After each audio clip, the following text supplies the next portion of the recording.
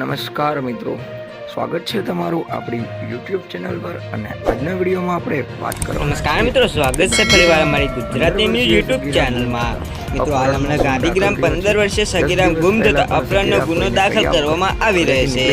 10 દિવસ પહેલા પણ સગીરા કોઈને કહ્યા વગર ઘરેથી નીકળી ગઈ હતી અને બીજા દિવસે પરત આવેલા. આ વખતે દિવસે પણ કોઈ પોતાના ન લગતા ફરિયાદ નોંધાઈ ગાંધીગ્રામ પાસે વધુ તપાસ પોલીસે હાથ ધરી હતી. મિત્રો, ગાંધીગ્રામ વિસ્તારમાં રહે છે. તેના પરિવારમાં તેની પત્ની, દીકરી, પિતા, નાનો ભાઈ અને તેનાથી નાની 15 વર્ષીય બહેન છે.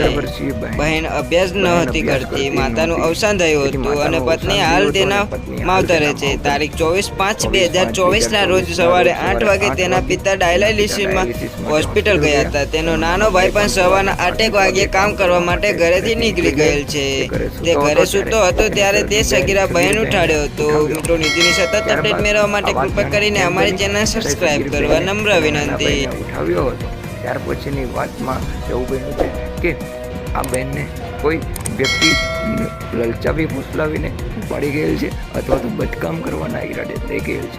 તો મિત્રો, આ મામલે ગાંધીગ્રામમાં એક ફરિયાદ નોંધાઈ છે.